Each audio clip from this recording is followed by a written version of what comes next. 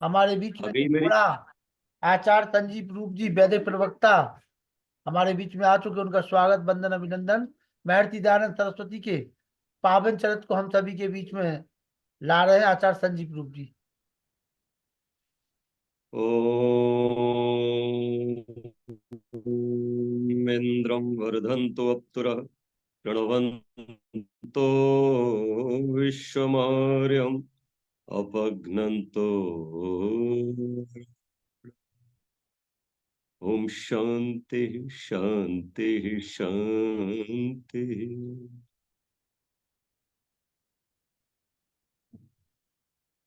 कुछ पंक्तियां सबसे प्रथम अपने ऋषि को समर्पित करता हूं।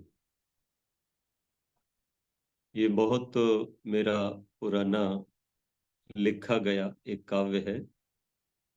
श्री स्वामी दयानंद जी जगाया, आपने हमको बड़ी कृपा हुई, भगवन उठाया, आपने हमको। श्री स्वामी दयानंद जी जगाया, आपने हमको। जगत स्वामी से मिलने को भटकती फिरती थी दुनिया, है घट घट वास जगदीश्वर बताया, आपने हमको। श्री स्वामी दयानंद जी जगाया, आपने हमको। लगे रहते थे हम निश दिन चरस, मदिरा के पीने में सदा संध्या हवन करना सिखाया, आपने हमको। श्री स्वामी दयानंद जी जगाया, आपने हमको। घोर अपमान था अपने अछूत और दलित भाइयों का, कर्म से शूद्र और ब्राह्मण बनाया, आपने हमको। श्री स्वामी दयानंद जी जगाया, आपने हमको। समझते थे सभी नारी को अपने पाँव की जूती, है नारी दुर्गा और सीता बताया, आपने हमको। श्री स्वामी दयानंद जी जगाया, आपने हमको। श्री स्वामी से पहले रूप मूर्ख देश भारत था, बड़ी तकलीफ से इंसान बनाया, आपने हमको। श्री स्वामी दयानंद जी जगाया, आपने हमको। बहुत ही आदर और सम्मान के योग्य डॉक्टर व्यास नंदन शास्त्री जी, मेरे बहुत ही स्नेह के और मान के पात्र श्रद्धेय भाई लखनलाल आर्य जी, और उनका पूरा परिवार, उनके छोटे छोटे बच्चे, उनकी देवी जी, सबको मेरे बहुत बहुत साधुवाद और प्रणाम। मेरे बाद मुझे कोई आर्य परिवार मिला तो सच बता रहा हूं लखनलाल भैया, आपका परिवार मुझे मिला। अहर्निश जो ऋषि के कार्य में खप रहे हैं, निरंतर दीप बन करके जल रहे। ये अंधकार हमारे लिए बड़ी चुनौती है, पर हम ऋषि के सिपाही हैं। क्या हुआ, मेरा ऋषि सूर्य था, लेकिन वो हम जैसे अनगिनत दीपकों को जला के चला गया। कई बार जब दिवाली के दिन ऋषिवर दयानंद का जो निर्वाण दिवस है, आती है वो रात काली, तो हम कुछ देर नहीं मनाते दिवाली, हम अपने ऋषि को याद करते। और ये पंक्तियां मैं जरूर उस रात गाता हूं, उस दिन गुनगुनाता हूं। मुझे जलती हुई वो दीपक की एक पंक्ति होती है ना, मैं उसको बहुत देर देखता रहता हूं। दीपक सूर्य का पुत्र है, सूर्य का प्रतिनिधि है। जब सूर्य देवता अस्त हो जाते हैं तो दीपक उनका पुत्र आके खड़ा होता है, कहता है कोई बात नहीं पिताजी, आप विश्राम करो, मैं इस अंधकार को मिटाऊं। कब तक मिटाएगा? तो दिया कहता है कि जब तक तेल की एक बूंद रूपी सांस मुझ में बाकी है, मैं तब तक जलूंगा और दावा करता हूं कि अंधकार को अपने पास फटकने दे। तो ऐसे ही दीप हैं भाई लाखनलाल जी और सब समर्पित आर्य समाजी, जो निरंतर इस अंधकार को, अविद्या के अज्ञान रूपी अंधकार को मिटाने का प्रयत्न कर रहे हैं। मैं कल से थोड़ी सी चर्चा अपने ऋषिराज की आगे बढ़ाता हूं। महर्षि दयानंद का व्यक्तित्व कल हमने देखा, आज उनके कुछ कार्य हम देखें। महर्षि दयानंद का एक सबसे बड़ा जो काम मुझे दिखाई दिया, मेरे सुनने वाले सब सुधी श्रोताओं से कहना चाहता हूं आपके माध्यम से, वो था वेद भाष्य। क्योंकि अपनी जो आर्य जाति, हिंदू जाति, और अपने जो काशी के मठाधीश थे, जो हमारे विद्वान हैं, आज भी हैं और तब भी थे, वो एक बात तो बड़ी अच्छी थी कि वेदों को सब मानते थे। लेकिन अब समस्या ये थी कि कौन सा वेद? भाई वेद के जो भाष्य की बात करूं, अर्थों की बात करूं, तो फिर वो कौन सा वेद था जिसे मानते? यद्यपि वो वही वेद था, वही वेद मंत्र थे जो ईश्वर के वाणी कहूं, गीत कहूं, काव्य कहूं थे, उसमें कुछ अंतर नहीं था। लेकिन दिक्कत यह थी कि भाष्य अवैधिक था, ग्राह्य नहीं था। और उस भाष के चलते ही वेद के नाम पर जितनी भी अवैधिक क्रियाएं थी सब हो रही थी। व्यभिचार करना हो तो वेद मंत्र उपस्थित कर दिए, उनका भाष्य उस तरह से कर दिया। बलि करनी हो, पशुओं को काटना हो, तो फिर वेद मंत्रों को उपस्थित कर दिया। और मजेदार बात ये, उस पर तुर्रा ये, एक तो पाप कर रहे थे, करते हैं आज भी, और फिर कहते हैं बड़ी धूमधाम से वैदिक मंत्रोच्चार के द्वारा मां काली पर बलि प्रदान की गई अथवा अमुक अमुक कृत्य किया गया। तो तमाम जो और लोग थे, चाहे वो अपने हिंदू थे या मुस्लिम थे या सिख या ईसाई विधर्मी थे, वो सब सोचते थे कि ये वेद अच्छी चीज नहीं है कोई। क्योंकि मनमोहन सिंह जी की बेटी ने भी वेदभाष जिसका हुआ उसी का देख करके ये लिख दिया था अपनी पुस्तक में कि आर्य मांस परोसते थे, गौ मांस लिखा वो भी अपने अतिथियों। मतलब सीधा था कि गाय का मांस खाते थे आर्य। जहां वेद अहिंसा का संदेश देता है, अष्टांग योग ही जीवन का सुंदर पथ है, वहां वेद ऐसा हिंसन कार्य का आदेश दे सकता है? और वो भी गौ माता, जिसके लिए महर्षि दयानंद ने गौ करुणा निधि आंसुओं से लिखी। गावो विश्वस्य मात्रा कस्य मात्रा ना विद्यते गोस्तु मात्रा ना विद्यते, किसके समान क्या नहीं है धरती पर, इस ब्रह्मांड में। उत्तर दिया यजुर्वेद में, और भाष्य करते हुए ऋषि ने मानो कह दिया कि गाय के समान कुछ भी नहीं है इस धरती, वो गाय का मांस।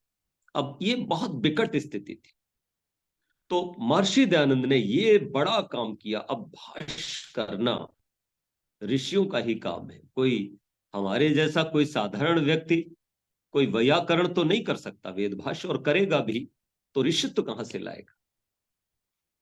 मैं निवेदन करूं, महर्षि दयानंद वेद भाष्य करते हुए कई बार जब रुक जाते थे, कुछ उलझन आ जाती थी, तो वो रोक देते थे लेखक को, और फिर अंदर कक्ष में चले जाते थे, समाधिस्थ हो जाते थे, और फिर वहां से वो अर्थ लाते थे और आकर के मुस्कुराते हुए फिर लिखाते थे। मैं निवेदन करूं कि महर्षि दयानंद ने वेद भाष्य का कार्य बहुत बड़ा कार्य था। वो तो दुर्दिन कहूं या दुर्भाग्य कहूं हम आर्य जाति का, कि महर्षि दयानंद अल्प समय में चले गए, बहुत कुछ छूट गया, बहुत कुछ रह गया। एक नालंदा का विश्वविद्यालय आपने सुना होगा ना, नालंदा विश्वविद्यालय में वक्तावर ने आग लगाई थी ना, कितना साहित्य, सारा ज्ञान विज्ञान, अनेक प्रकार की शिक्षाएं विद्या सब खत्म कर दी। मुझे लगता है कि नालंदा से भी बड़ा विश्वविद्यालय थे मेरे ऋषिवर दयानंद। नन्ही जहान ने आग लगाई, अली मर्दन भी उसमें शामिल था, और भी तमाम विधर्मी साथ थे, एक विश्वविद्यालय जला दिया। अगर ऋषि दयानंद जीवित रहते तो कितना उद्धार होता है सारी जाति का, हम बता नहीं सकते आप। मैं रोता हूं जब ऋषि को पढ़ता हूं। क्यों गए तुम जोधपुर, न जाते, कितना भक्तों ने रोका, लेकिन ऋषि दयानंद जो करना वो किया। उनका एक कथन था कि जहां अंधकार है वहीं दिया जलना चाहिए। मैं निवेदन करूं कि महर्षि दयानंद ने सायण को ललकारा, उब्बट को ललकारा, महीधर को फटकारा, मैक्स मूलर को, मैं सबको डपटा, और उन्होंने कहा कि तुम ये प्रकरण कहां से लाए, क्या तुमने प्रकरण पर विचार नहीं किया, तुम वेदभाष करते हो, अश्व से तुमने घोड़ा कैसे ले लिया, अश्व के प्रकरण के अनुसार अर्थ लो ना। जैसे सैंधव के अनेक अर्थ होते हैं, सैंधव का अर्थ घोड़ा भी है, सैंधव का अर्थ नमक भी है, लवण भी। लेकिन अगर स्वामी भोजन करने बैठा हो और तब वो अपने सेवक से कहे सैंधवा, तो नमक देना है, और जब जाने का समय हो तब सवारी के रूप में घोड़े को देना। शब्द एक ही है, प्रकरण का विचार ऐ सायण तूने नहीं किया, उब्बट तुमने प्रकरण का विचार नहीं किया। मैं निवेदन करूं, दुर्भाग्य हम अपना क्या कहें कि इस काशी ने दयानंद को एक बार नहीं, नन्ही जैन ने तो एक बार मारा, इन्होंने अनेक बार ऋषि को मारा, मारते चले जाते। मैं निवेदन करूं कि आज भी ये अपनी हिंदू जाति वेदों को मानती है, लेकिन सायण का भाष्य ही इनके मंदिरों में मिलेगा, उव्वट या महीधर का ही मिलेगा। इनको मैक्स मूलर भी प्यारा है, पर ऋषि दयानंद प्यारा नहीं। ऋषि दयानंद का भाष्य नहीं, वो तो भला हो कुछ हमारे आर्य समाजियों का, भाई लाखन लाल जी जैसों का, तमाम हमारी आचार्य सूर्या देवी जैसी और भी बहुत हैं। मैं निवेदन करूं, उन्होंने प्रयत्न करके, मैंने भी कई मंदिरों में महर्षि दयानंद का भाष्य रखवाया, लेकिन इससे बड़ी विडंबना ये भी है कि भाष्य हमने चाहे रखवा दिया, पर ये जाति लाल कपड़े में लपेट करके और बस उसकी पूजा करके सोचती है कि बस हो गया काम। वो तो भोले भाले लोग हैं, पर इन विद्वानों को तो पढ़ना चाहिए, काशी को तो पढ़ना चाहिए, मथुरा को तो पढ़ना चाहिए, अयोध्या को तो पढ़ना चाहिए, हरिद्वार को तो पढ़ना चाहिए, इन धर्म नगरियों को तो पढ़ना चाहिए। कैसा तुम्हारा चिंतन है? न से प्रतिमा अस्ति, इसको भी तुमने विकृत कर दी नतस्य करके। तब महर्षि दयानंद को जटा पाठ माला पाठ करवाना पड़ा। महर्षि दयानंद का ये सबसे बड़ा काम था, साफ कर दिया, ना ना तस्य तस्य प्रतिमा प्रतिमा अस्ति अस्ति।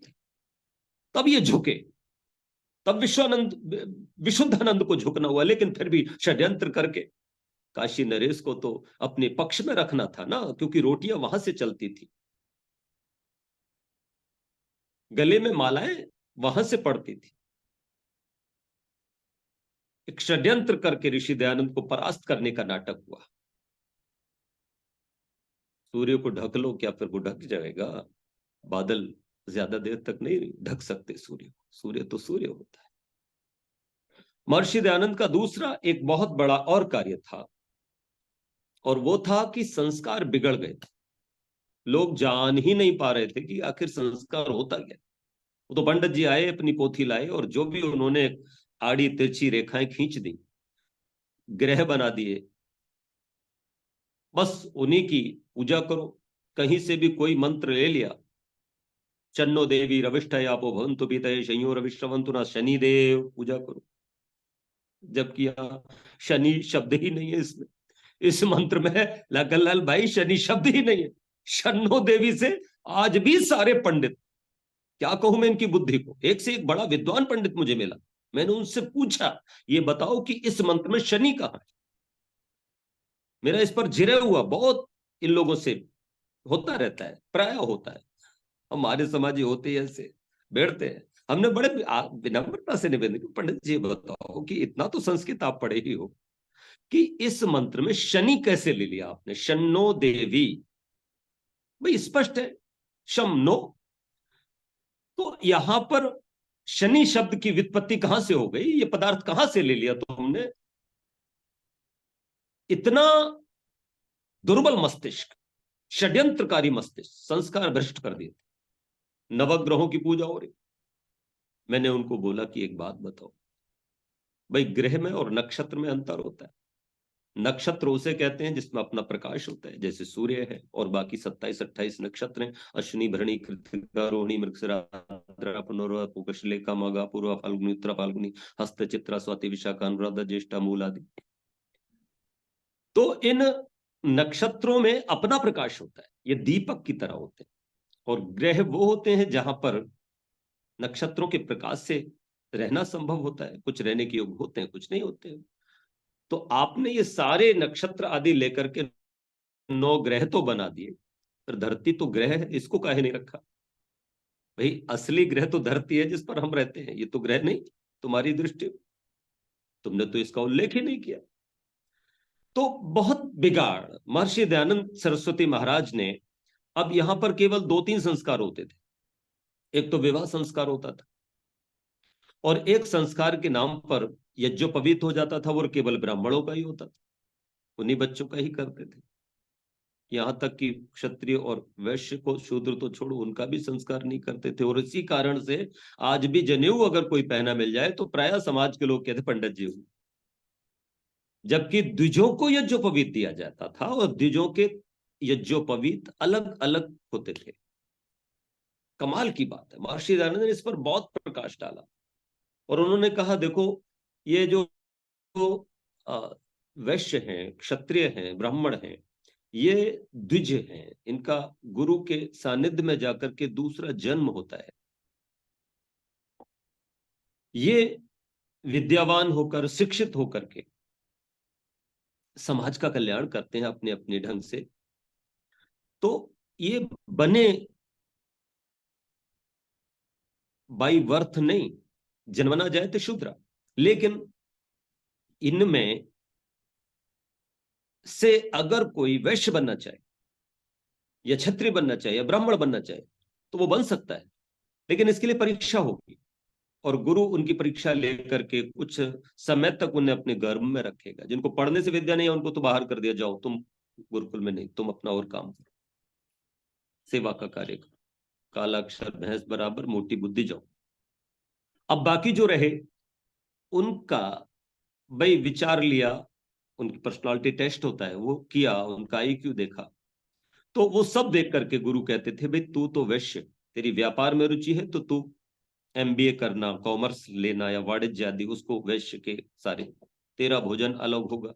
और उसका जो यज्ञोपवीत संस्कार होता था वो कुछ बड़ी आयु होने पर आज भी होता है, ठीक है ना। जैसे ब्राह्मण का बालक अगर होता है तो 5 से 8 वर्ष में, है ना। इस तरह से वैश्य क्षत्रिय का जो है ना वो 8 से 12 वर्ष में, और वैश्य का जो है 12 से 16 वर्ष में, है ना, यज्ञोपवीत। तो यज्ञोपवीत वैश्य का रेशम का होगा या सोने का भी हो सकता है, क्योंकि वहां धन प्रचुर मात्रा में होता है उनके माता पिता आदि पर, तो वो बना सकते हैं।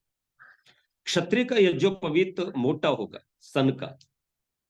तो यज्ञोपवीत गले में पड़ा है, पता लग जाएगा कि क्षत्रिय वर्ण से है या वैश्य वर्ण से। और ब्राह्मण जो बनना चाहे उसका यज्ञोपवीत सूत का होगा, सादा होगा, सफेद होगा।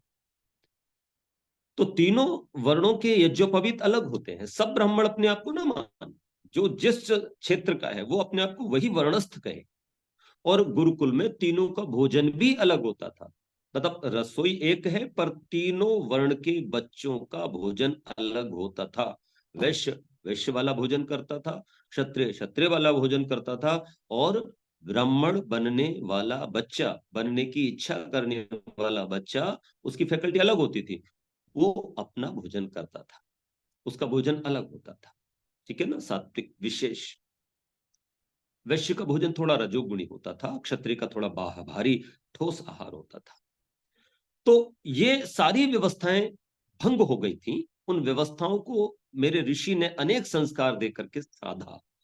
और जो संस्कारों के नाम पे, है ना, जन्म होता था तो बस नामकरण संस्कार हो जाता था। 3 संस्कार ही बस प्रचलित थे।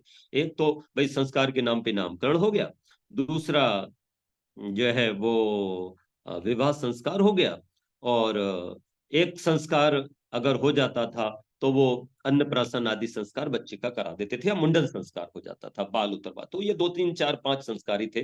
महर्षि दयानंद ने विशेष काम किया कि संस्कार, उन्होंने पूरे लोगों को बताया कि संस्कार वो प्रक्रिया है जो वस्तु को मूल्यवान बनाती, अर्थात मूल्यवान बनाने की प्रक्रिया ही संस्कार है। जैसे कोई लकड़ी है, अब एक इतनी बड़ी लकड़ी पड़ी हुई है, अब लकड़ी तो अपन की नजर में तो वो बेकार सी पड़ी है ना, उसका हम मूल्य क्या देंगे, ज्यादा से ज्यादा 2 रुपए 5 रुपए दे देंगे, 10 रुपए दे देंगे। लेकिन वही लकड़ी अगर बढ़ई को दे दी जाए तो वो वसूली लेकर के क्या करता है, उसको छीलता है, छील छील करके पता लगा उसने उसमें से कोई डिजाइन कर दी, और उसने उसमें से कोई बेलन बना दिया, या कोई पेन बना दिया, या कोई और काम की चीज बना दी, है ना। तो पता लगा कि वो उसने बांस लिया, बांस में छेद कर दी, बांसुरी बना दी, तो वो मूल्यवान हो गई। इसी तरह से मिट्टी है, 1 किलो मिट्टी मैं कहूँ कोई ले लो रे, 2 किलो मिट्टी, 2 किलो मिट्टी है मेरे पास, कोई नहीं लेगा। लाखन लाल भैया को दूं, यही नहीं लेंगे, है ना। ये कहें कि मैं क्या करूंगा आचार्य जी इस मिट्टी का, लेकिन यही मिट्टी मैं कुम्हार को दे दूं, तो वो कुम्हार उस मिट्टी को कूट करके, छान करके, प्रॉपर पानी आदि मिला के गूंथ करके धरेगा चाक पे और बनाएगा 3 घड़े, और पकाएगा विधिवत, और फिर बाजार में जाके कहेगा ले लो घड़े। तो लाखनलाल भैया ही कम से कम 150 रुपए को तो बोलो बिकेंगे कि नहीं। अब पता लगा कि 5 रुपए की मिट्टी 150 रुपए में बिक रही है। इसका नाम है संस्कार। तो महर्षि दयानंद ने कहा, उन्होंने कई शब्दों के अर्थ लोगों को बताए। तीर्थ के नाम पर लोग काशी मथुरा भटक रहे थे, महर्षि दयानंद ने कहा था, नए नए पागल लोग हो, ये सब तीर्थ नहीं है। तीर्थ नाम किसका है? तो उन्होंने कहा कि जिसको कर दुखों से तर जाए, उस कार्य का, व्यवहार का, आचरण का नाम तीर्थ है। जिसको कर, किसको कर? दान को कर, सेवा को कर, स्वाध्याय को कर, है ना। ये सब सद्गुण है। यज्ञ को कर, संध्या को कर, अष्टांग योग को अपना कर। तुम जहां ये यज्ञ होता है, जैसे अब मैं यज्ञ अपने गांव को तीर्थ कहता हूं। क्यों कहता हूं? क्योंकि मैंने पिछले 33 वर्षों से निरंतर अनवरत वेद ज्ञान की ज्योति जला रखी है। यज्ञ की ज्योति निरंतर जल रही है, प्रातः सायं दोनों समय यज्ञ होता है, एक दिन भी नागा नहीं होता, एक दिन भी नागा नहीं होता कभी, ठीक है ना। निःशुल्क सामग्री का वितरण करते हैं, घर घर में हवन कुंड पहुंचा दिए हैं, कोई घर ऐसा नहीं है जहाँ हवन ना होता हो। मैं निवेदन करूं, कभी कभी तो रोज ना सही तो कभी कभी हवन जरूर होता है। 40 घरों में तो रोज हवन होता है। जिस घर में जगह जगह मांस खाए जाते थे, 400 से ज्यादा मुकदमे होते थे, आपस में लोग लड़ते रहते थे, मैंने आकर के इतना सब काम किया। तो ये सब संभव होता है। आप करो तो। बड़े शौक से सुन रहा था जमाना, हम ही सो गए दास्तां कहते कहते। अरे आर्य समाज के पास क्या नहीं, वो ज्ञान है, वो विज्ञान, आप करते नहीं। मैं आज आपके माध्यम से एक बात और बीच में कह देना चाहता हूं। आप लोग, हम लोग केवल शौकीन हो गए हैं, केवल सुनने के, और वो भी मंदिरों में बैठ करके। मैं निवेदन करूं, निकलना पड़ता है, काम करना पड़ता है। मैं 12 महीने 30 दिन काम करता हूं, मेरे लाखनलाल भाई भी काम करते हैं, पर मुझसे सीखो। मैं निवेदन करूं, मैंने अपने गांव में, जहां पर आने जाने वाला हाईवे पर गांव है, तो वहां मैंने 3 बोर्ड लगाए हैं, घुसते भी इधर से और उधर से भी और बीच में भी। आर्य समाज बुधनी आपका स्वागत करता है। लोहे के बोर्ड लगाए, साथ में पूरे गांव में, क्षेत्र में, पूरे इलाके में, पूरे जिले में दीवारों पर जो है स्लोगन लिखवाए हैं, सुंदर सुंदर वाक्य, यज्ञ करो बुधनी चलो, सब जगह लिखवाए।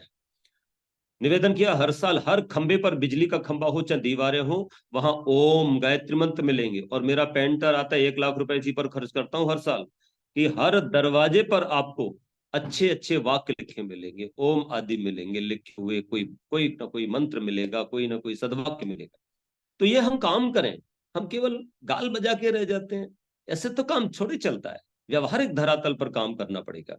तो महर्षि दयानंद ने संस्कारों का बड़ा काम किया। एक तो उन्होंने यज्ञ की जो व्यवस्था दी उसमें संक्षिप्तीकरण किया। यज्ञ पहले और 3-3 घंटे यज्ञ चल रहे, आज भी बहुत सारे हमारे विद्वान बहुत समय लगा लेते हैं यज्ञ में। यज्ञ में ज्यादा समय नहीं लगना। महर्षि दयानंद चाहते थे कि यज्ञ में समय कम लगे, उसका संक्षिप्तीकरण किया, सरलीकरण किया, कोई भी कर सकता है, आसान बनाया। मात्र 16 मंत्र सुबह के और 16 मंत्र शाम को रख के 7 से 10 मिनट में हवन हो जाता है दैनिक, है ना। विशेष यज्ञ करना हो, बृहद यज्ञ करना हो तो अलग बात है।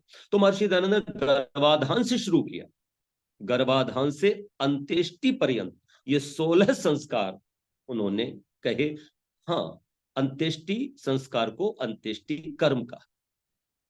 तो जो गर्भाधान संस्कार है उसकी महिमा का बखान देखो कैसा है। जिनको उत्तम संतान चाहिए वो पीर पैगंबरों के पास ना जाए, वो यहां वहां ना भटके, वो इस दर पे उस दर पे टक्कर ना पेले। संस्कार विधि उठाओ, गर्भाधान संस्कार पूरा पढ़ लो, हिंदी में भी लिखा है। मैं निवेदन करूं, और श्री दयानंद लिखते हैं, पुत्र चाहिए तो पुत्र होगा, पुत्री चाहिए तो पुत्री होगी, ऐसे इस ढंग से आपने गर्भाधान करना है। उन्होंने तो बहुत गहरी और गंभीर बातें भी वहां लिख दी। आपको मैं निवेदन करूं, विधि लिखी है पूरी। तो महर्षि दयानंद ने गर्भाधान संस्कार के पश्चात कई बार गर्भपात हो जाता था देवियों को, और उत्तम संतान नहीं होती थी। तो महर्षि दयानंद लिखते हैं कि बच्चे को बनाने की जो तैयारी है ना वो यहां से होती है। पहले भूमि को तैयार करो, बीज को तैयार करो, फिर ऋतु देखो, मौसम देखो। अरे यार, भोला भाला किसान भी, हम लोग तो गांव के हैं, मैं निवेदन करूं, खूब देखते हैं, मौसम देखते हैं, ऋतु देखते हैं। और कई बार तो कोई हमसे पूछ लेता है आके, बोल पंडित जी, आचार्य जी, बताओ कि गेहूं कब बोए।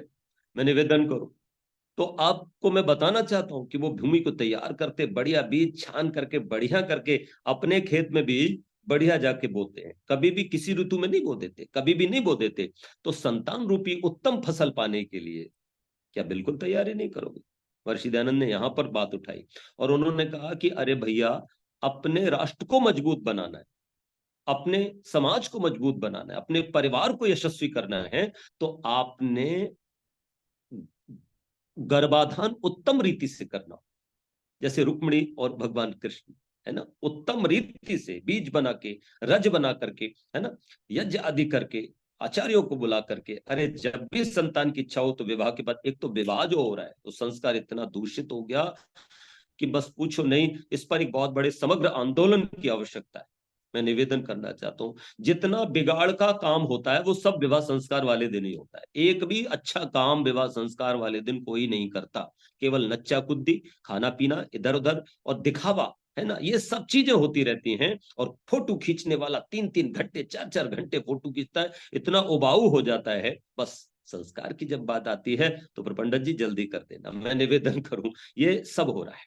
और रात्रि, आधी रात्रि में खाए जा रहे हैं और नाचे जा रहे हैं, और फिर नाच नाच के गा गा के, जैसे लंका में सारे सो गए थे ना, हनुमान जी मैया सीता को देखने गए, तो ऐसे हमें तो कोई एक भी नहीं मिलता जो उठे और संस्कार देख ले। भाई बेचारे मरे से, है ना, वो बधू और बर बैठे रहते हैं, बेचारों की जान तो निकल ही चुकी है, बुद्धि बिल्कुल सोने की इच्छा हो रही है, तब जाके उनका संस्कार करा जाता है। अरे संस्कार एक प्रशिक्षण है, विवाह संस्कार वो एक आचार्य के द्वारा ही दिलाना चाहिए, और उसके लिए पूरा स्वस्थ होना बहुत आवश्यक है, संस्कार दिन में होना चाहिए।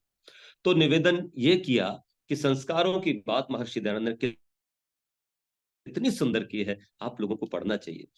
2 महीने पर पुंसवन संस्कार, 7 महीने पर सीमंतोन्नयन संस्कार, और क्या कहना चाहिए, कौन से मंत्र होते हैं, ज्यादा लंबे चौड़े नहीं है, थोड़े से मंत्रों के साथ क्या बात है ना। किम पश्यसि प्रजाम पश्यसि पश्यामि, मैं निवेदन करूं, कितना सुंदर वचन कह करके, है ना, बट वृक्ष का दूध लेकर के कैसे नासिका में सेचन करना है, फिर पति अपनी पत्नी के बालों को जूड़ा खुद बनाए। और क्या लिखा है कि जिससे गर्भ में स्थित बच्चा जो है ना, वो और ज्यादा प्रसन्न मन वाला हो, पवित्र हो। ऐसा कब होगा, जब पति अपनी गर्भवती पत्नी को बहुत प्रेम करेगा। ये सारी चीजें ढूंढ ढूंढ करके महर्षि लाए, और उन्होंने ला करके हमें बताया कि सीमंतोन्नयन संस्कार ऐसे होगा। और फिर जात क्रम संस्कार, बच्चे का जन्म हो तो जिह्वा पर पिता सोने की सलाखा से लिखे ओम, और कान में बोले वेदो सीति, तेरा गुप्त नाम वेद है। और उसके बाद फिर अगले संस्कार की बात आती है, नामकरण संस्कार। ये चू चे चो ला ली लू ले लो आ ई उ ए ओ वा वी बू के को का की, ये सब नाम जो है ना 108, 9 अक्षरों के 12 नेमा 108, 12 राशियां बना ली, है ना। 12 राशियों का कभी कोई और प्रसंग आएगा तो मैं इसका खुलासा पूरी तरह से करूंगा, समय कम हो है मेरे पास। मैं निवेदन करूं कि 12 राशियों में 9 अक्षर पता नहीं कहां से अंडबंड जोड़ दी, और कहीं कोई अरे आ ई ई से शुरू करते, चू से शुरू किया, चू चे चो ला ली लू ले लो आ, ये हो गए 9, 9 से हो गई मेघ राशि, रू रे रेता, और उससे हो गई तुला राशि, मतलब रा में ता भी जोड़ दिया, कहीं से कहीं का ईंट कहीं का रोड़ा, भानुमति ने कुनबा जोड़ा। महर्षि दयानंद, बकवास करते हो, बदतमीज लोगो, ये कहां से तुम ये सब लेके आए। अरे नाम केवल पिता धरे, जैसे पहले धरते थे, है ना, पहले धरते थे। देखो अपने भगवान कृष्ण ने, है ना, अपने पुत्र का नाम प्रद्युम्न स्वयं रखा, इसी तरह से अर्जुन ने अपने पुत्र का नाम अभिमन्यु रखा, और अभिमन्यु के पुत्र का नाम उनके जो कि अपने परिवार के थे भगवान कृष्ण ने रखा। मैं निवेदन करूं, सब लोग, पंडित तो केवल यज्ञ करता था, आशीर्वाद देता था, नाम तो जैसे आज भी हम लोग न बच्चे का नाम रखते हैं तो लोग कहते हैं अच्छा जी राशि का नाम क्या है, राशि का, अच्छा बोलता नाम तो हमने धरा है, क्या धरा है कि इनका नाम तो जी बोलने का नाम हमने ये रखा है, और उसका क्या निकला जी राशि का, तो पंडित जी कहते हैं इसका नाम निकला कू। बोले क्या मतलब, कूड़ामल। महर्षि दयानंद ने यहाँ पर बड़ा अच्छा काम किया, उन्होंने छोटी छोटी चीजों से कैसे सामाजिक कुरीतियों पर प्रहार किया। एक व्यक्ति आया, कहने लगा मेरा नाम कूड़ामल है। बोले यार तेरी की नहीं, तो एक तो कूड़ा और वो भी मल में। महर्षि दयानंद ने चुटकियां ले, बड़े विनोदी स्वभाव के थे मेरे ऋषि दयानंद, और हर 10 मिनट के बाद अपना, जब लखन लाल भैया जब वो प्रवचन करते थे तो 10 मिनट बाद हंसा देते थे, कोई ना कोई बात बीच में ऐसे ले आते थे, तो लोग प्रसन्न होकर के सुनते थे। एक बार एक व्यक्ति ने कहा, अरे तुम संत हो के, ब्राह्मण संत हो करके, हैं, तुम जो है ये धातु के बर्तन में भोजन करते हो, ये तुमको शोभा देता है, मिट्टी के पात्रों में करना चाहिए। स्वामी जी उस समय कुछ नहीं बोले, कुल्ली करी, बाद में उठे, उस बाद में घुट्टी चांद थी, उनकी सर था। उनका ये एक बात बताओ स्वामी जी, बोले हाँ। बोले ये जो सिर है, ये चांद है, ये जूते से मुड़वाते हो क्या। तो इस तरह से छोटी छोटी चुटकियां लेकर एक बार एक व्यक्ति ने उनको दावत कर दी, नाई जाति का व्यक्ति था, कहने लग गया तो स्वामी जी हमारे घर भोजन कर ली। स्वामी जी चल भैया, बड़ी श्रद्धा से करा रहा है तो और लोग तो उनके पीछे पड़े, कहने लग गए अरे तुम ब्राह्मण होकर के तुमने नाई की रोटी खा ली। तो स्वामी जी ने फिर उनकी चुटकी ली, मैंने नाई की रोटी नहीं खाई, मैंने तो गेहूं की रोटी खाई है। तो महर्षि दयानंद का जवाब नहीं था। मैं क्या कहूं, मेरा ऋषि कुछ दिन और जीवित रहता। वैसे सच कहूं, कोई अगर उन्हें जहर नहीं देता तो मेरे कथन पर ध्यान देना, हम बूढ़े लोगों के बीच में मेरा जवान ऋषि आज भी मौजूद होता, जवान ऋषि होता। मैं उसको युवा कह रहा हूं, युवा होता। क्या ऋषि की बात थी। तो मैं निवेदन ये कर रहा था कि दूसरा काम महर्षि दयानंद ने संस्कारों पर बहुत बड़ा काम किया, संस्कार विधि दे करके हमारे सारे सिस्टम को संवार दिया। और आज सौभाग्य की बात है, हम लोग इस बात पर गर्व कर सकते हैं कि आज भारत के अंदर हर जगह आर्य समाजी पंडितों को संस्कार के लिए बुलाया जाता है और बहुत मात्रा में पूछा जाता है। वो तो हम ही ऐसे हैं जो हम कई बार कुछ चीजों में बिगड़ जाते हैं, हम ही थोड़ा समझौता कर लेते हैं, लेकिन हम अगर सही बात कहें तो हमको सम्मान मिलता है।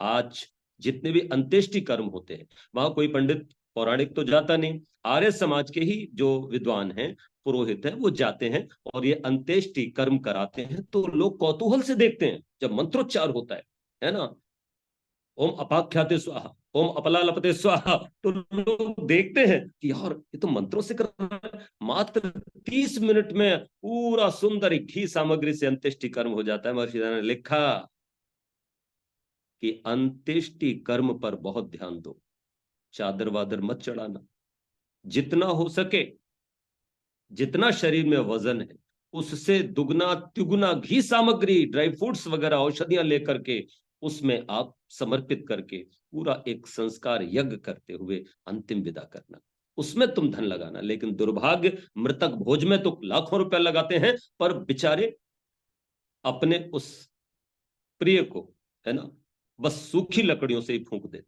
वहां पर 1 किलो घी, 1 किलो सामग्री लेके चले जाते हैं। निवेदन ये करना चाहता हूं कि इस पर ध्यान देने की बहुत आवश्यकता है। महर्षि दयानंद ने पर्यावरण की शुद्धि के लिए बड़ा, इससे तो अच्छा है ये जो लकड़ियों से फूंक देते हैं, इससे तो अच्छा जमीन में गाड़ दो तो बढ़िया है, कम से कम इतना दुर्गंध तो नहीं होगा।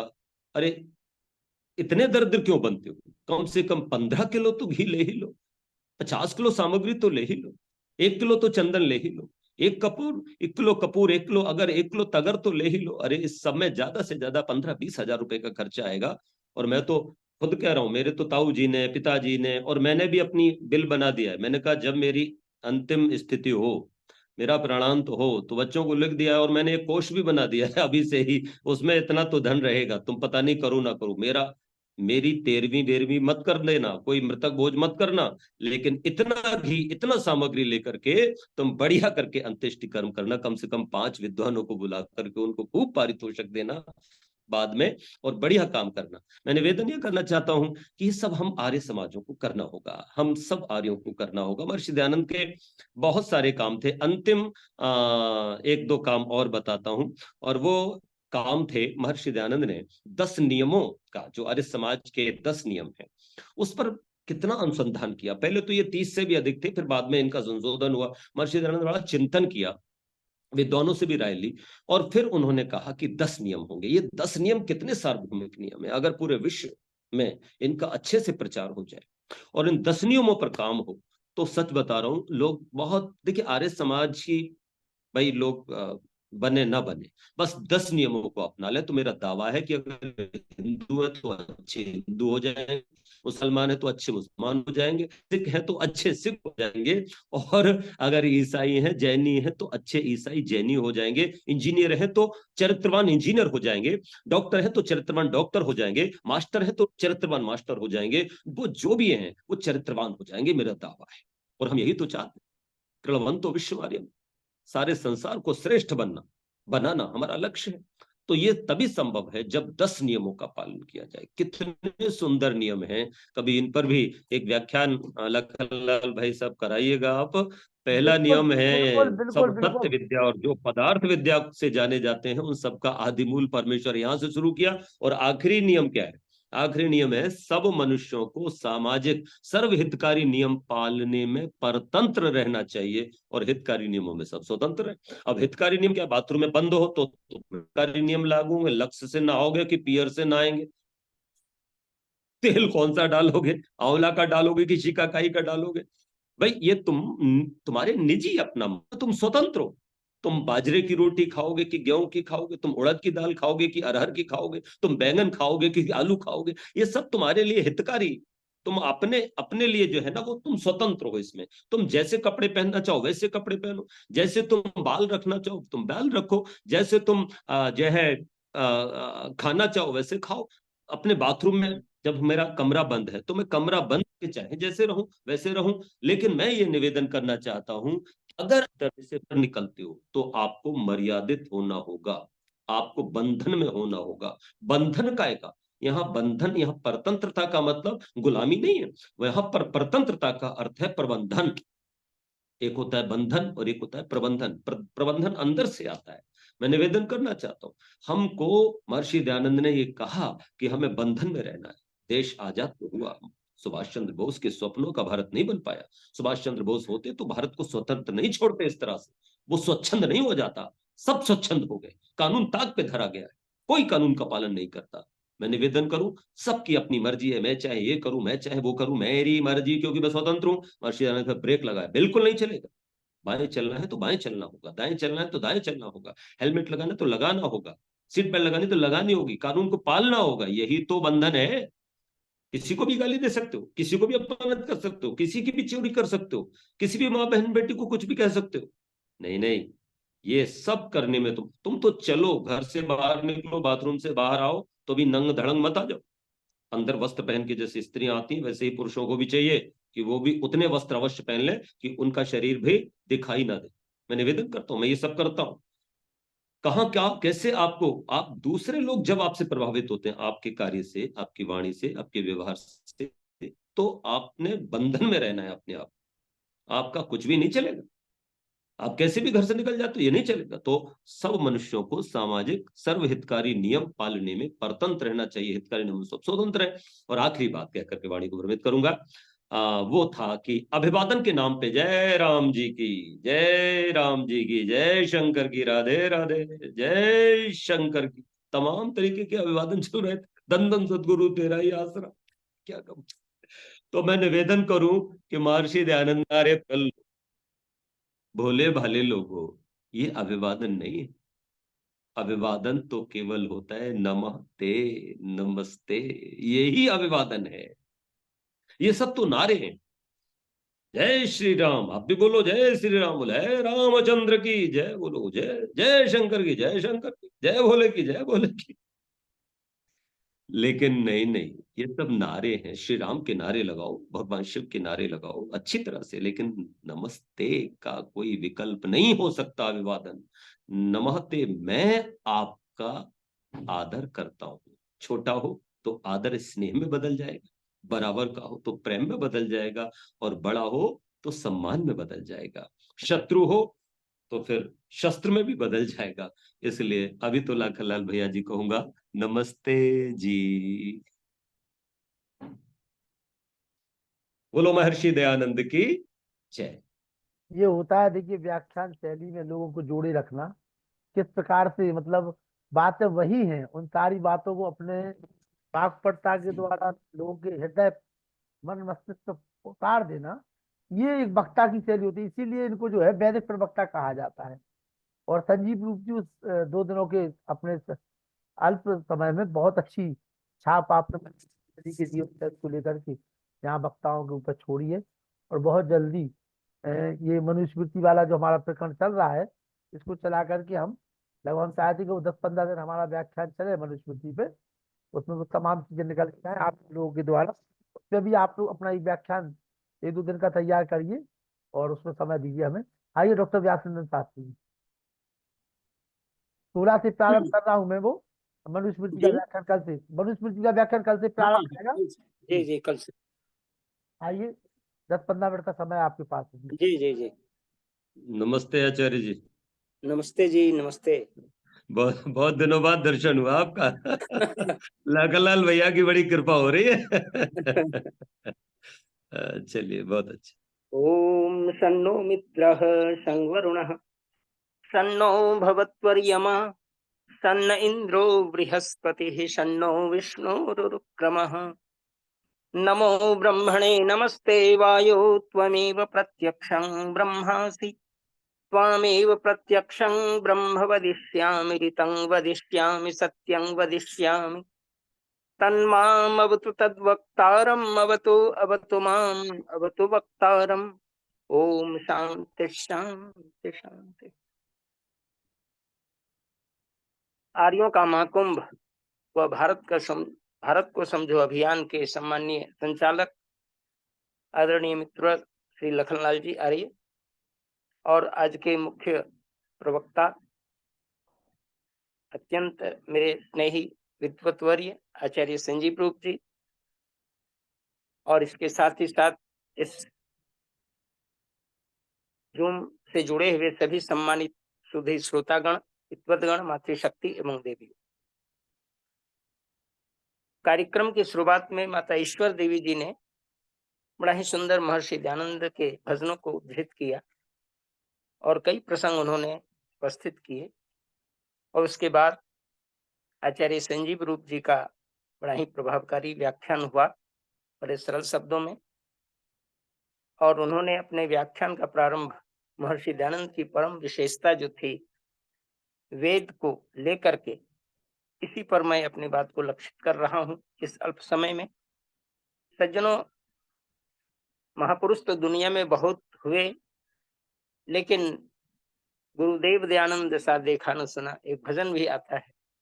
यूं तो महापुरुष वे दुनिया में, लेकिन गुरुदेव दयानंद सा देखा न सुना।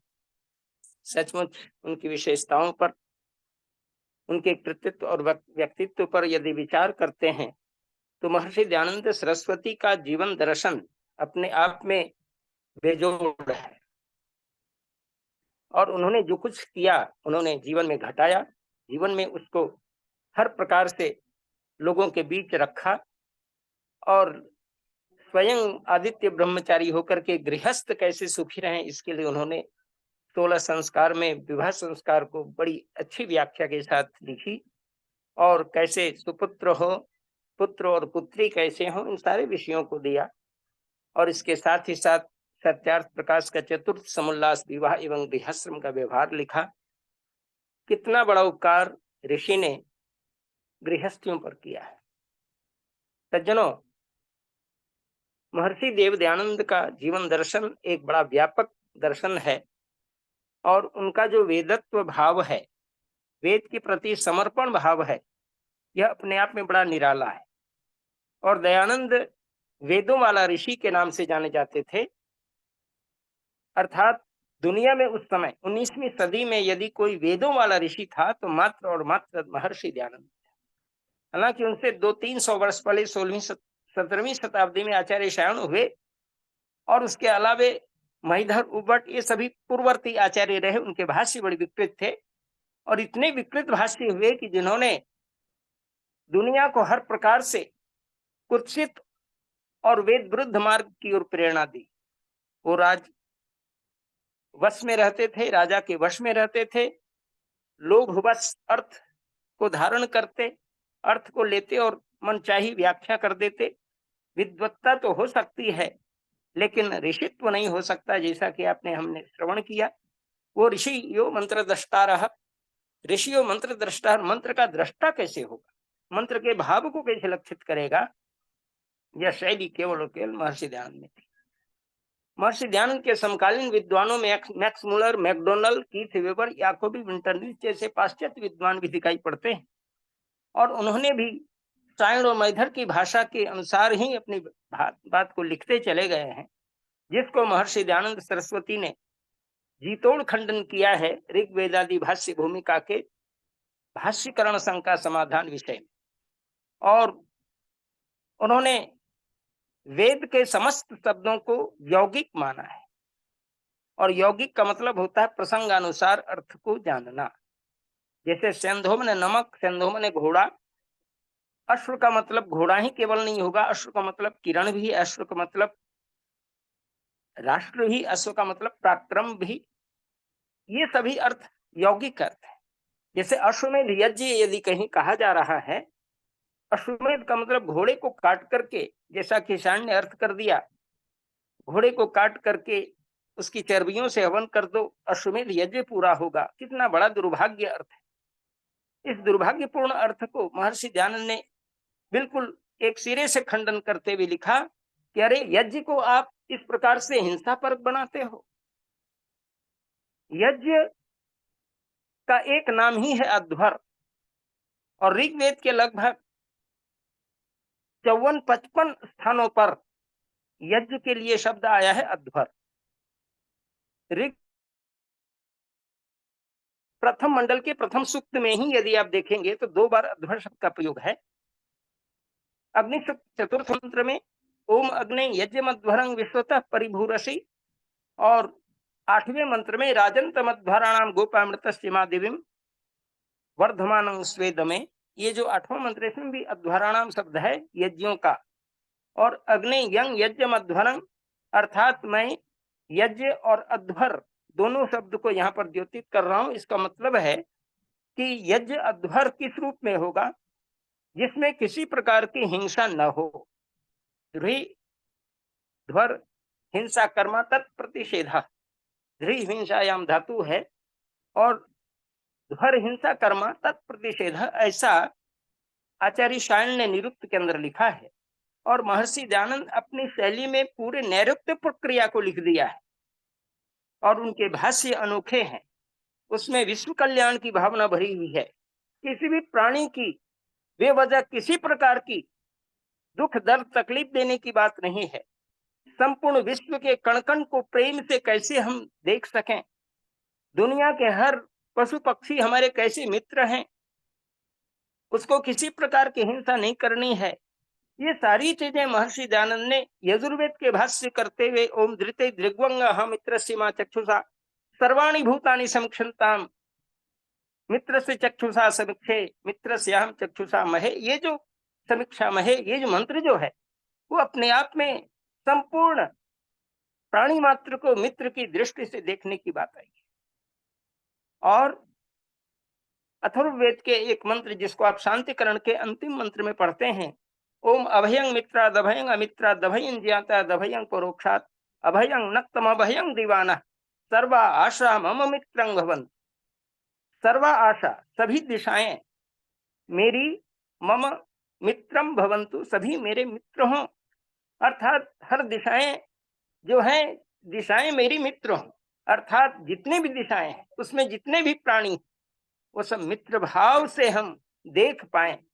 अगर इस प्रकार की बात को हर एक व्यक्ति स्वीकार कर ले तो आज गली कूची और गलियों में जो आज वध किए जा रहे हैं पशुओं का, निरीह पशुओं का मांस खा रहे हैं लोग, ये अपने आप बंद होगा। लेकिन इसके लिए हम लोगों को ही प्रयास करने की जरूरत है। बलि प्रथा आज इतनी अधिक है, मैं तो कई जगह बलि प्रथा को रुकवाने में बड़ा काम किया हुआ है। देवी मंदिरों में जा करके हर प्रकार से उपदेश प्रवचन करके, कई मंदिरों के शीतला मंदिर, देवी मंदिर, और खास करके नेपाल के अंदर जब मैं गया था आज से 15-20 वर्ष पहले, तो वहां पर भी गढ़ई माई में समझिए कि हजारों खास करके जो पाड़े होते हैं उसको मैंने भैंस के बच्चे को मारा जाता, काटा जाता था। और उसमें जा करके किस प्रकार से तर्क करके वेद का प्रमाण दे करके, पंडितों को बुला करके शास्त्रार्थ का चैलेंज दे करके, सारे प्रमाणों के द्वारा उसको समझा बुझा करके हर प्रकार से कम करने का प्रयास किया। हालांकि लोग कहते थे वहां मत जाइए, आपको ही काट देगा, क्या कर दे, आप काहे को पड़े हुए हैं। हमने कहा कि भाई अच्छी बात है, अगर हम उसी में मर जाए तो अच्छी बात होगी, लेकिन इतनी तो प्राण रक्षा हो जाएगी। और इस प्रकार से मैंने अपने जीवन को जोखिम में भी डाला सत्य के प्रचार के लिए, धर्म के प्रचार के लिए। कई जगह प्रताड़ना भी झेलनी पड़ती है, लेकिन ऋषियों को जब प्रताड़ना झेलनी पड़ी, महर्षि दयानंद को न जाने कितनी प्रताड़नाएं मिली हैं, तो हम लोग उसमें क्या है। इसलिए प्रयास करना चाहिए आर्य समाज के विद्वानों को, आर्य समाज के प्रचारकों को, कि हम किसी भी स्थिति में पीछे न रहें। आज बलि के नाम पर, बलि का कहीं भी अर्थ काटना नहीं है। मैंने जो शोध वर्क किया है, मेरा जो शोध कार्य वैदिक यज्ञों की वैज्ञानिकता, उसमें कहीं भी मैंने बलि के 15 अर्थ दिए गए हैं, कहीं भी काटना अर्थ ही नहीं है। बांटना है, कर देना है, कर कहा जाता है, अपने भोजन के अंश को निकालना। और मनुस्मृति में इस प्रसंग पर चर्चा मनुस्मृति के प्रसंग करेंगे। सिर्फ इतना ही कहना चाहता हूं कि बलि का अर्थ वेदों में कहीं भी काटना नहीं है, प्रदान करना है, देना है। हर समय दान करने की प्रवृत्ति है बलि का अर्थ, लेकिन लोगों ने बलि का मतलब मनचाहा अर्थ करके अनर्थ कर दिया है।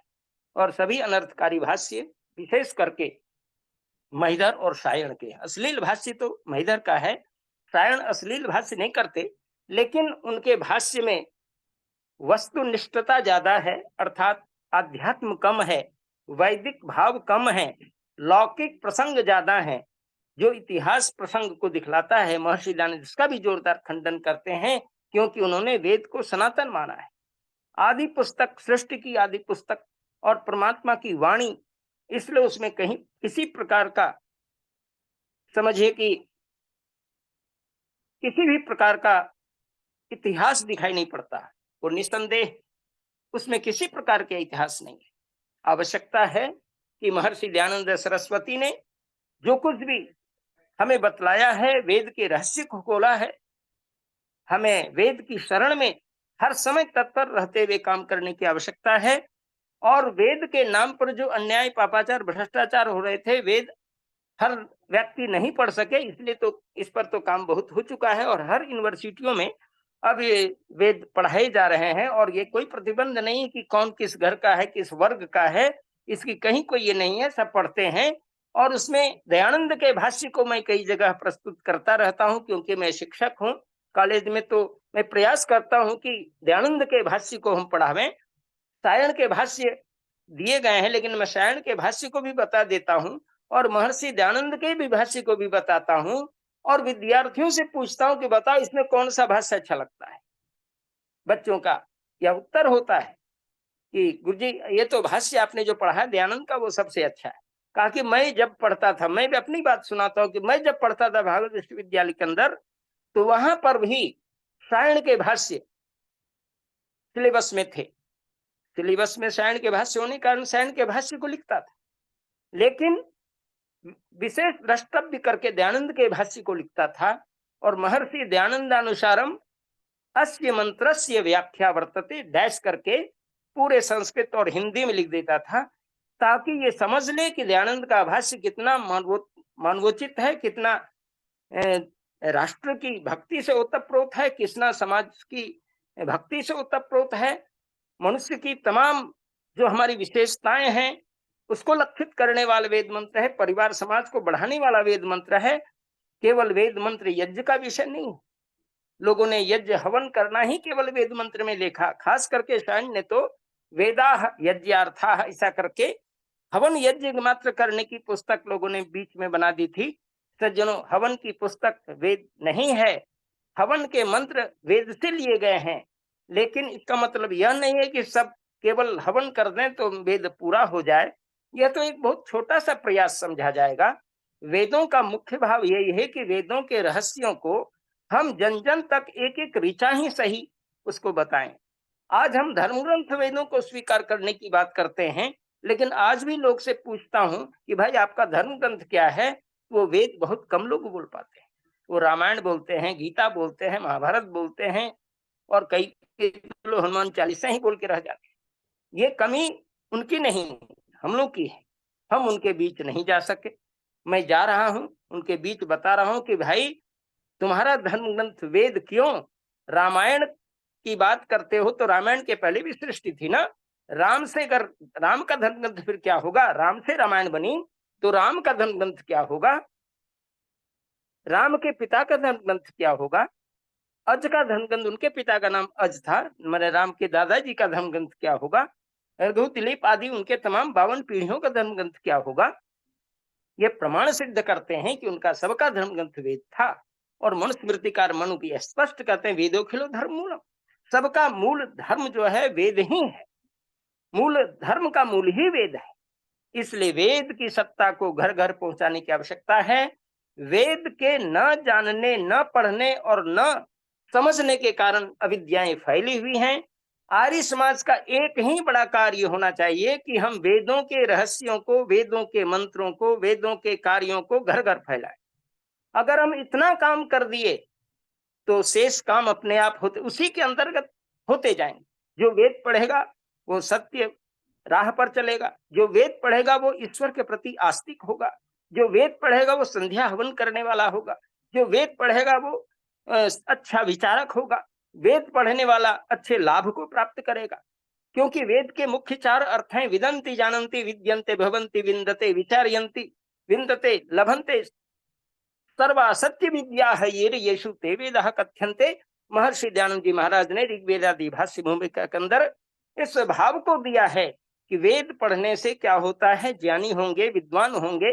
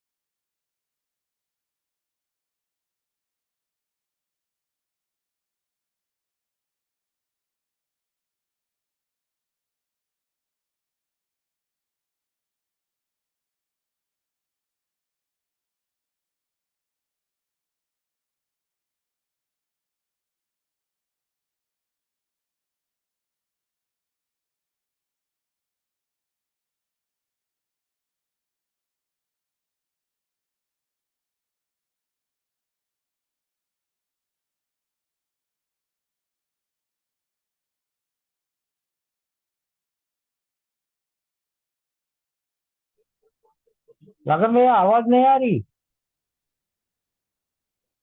लखन भैया आवाज बंद हो गई है। अरे बंद हो गया लखन भैया।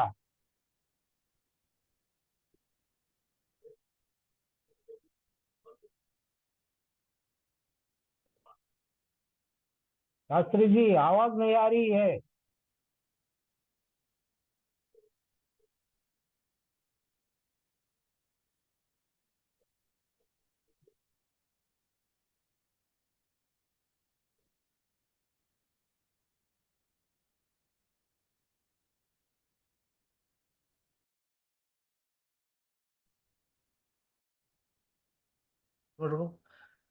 चलिए, उनकी आवाज चली गई है, कोई बात नहीं। शांति पाठ करिए आप शर्मा जी।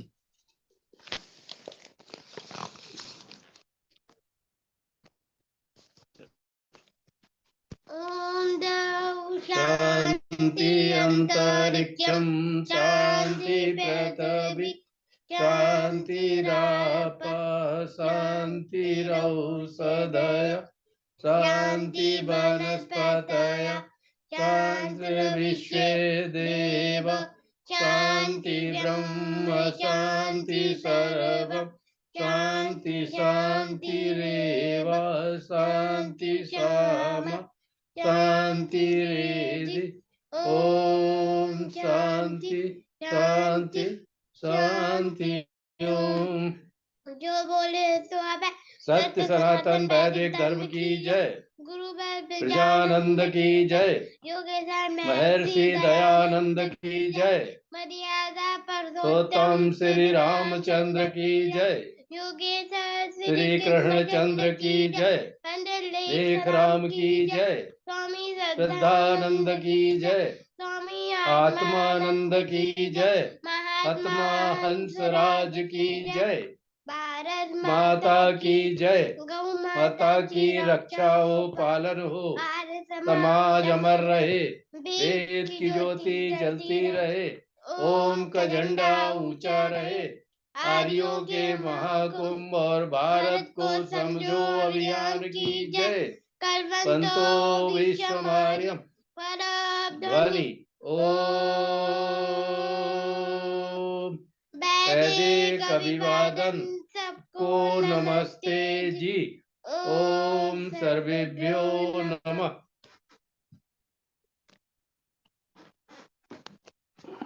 सबको नमस्ते, बहुत बहुत धन्यवाद। सबको नमस्ते जी। संजीव रूप जी को नमस्ते जी।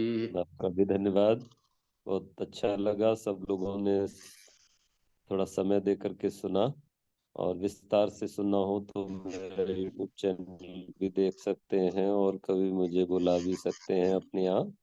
जी ठीक जी। है, तो बहुत बहुत सबका धन्यवाद।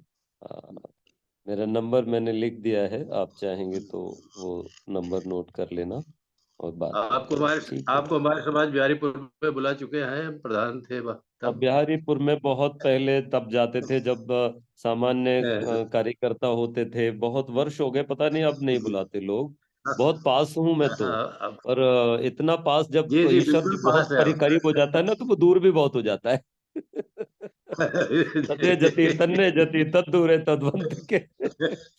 तो आप कभी वैसे, और बरेली में कई लोगों ने अलग अलग बुलाया है, पर आपसे नहीं जी जी जी हो पा जी रहा है। जी जी।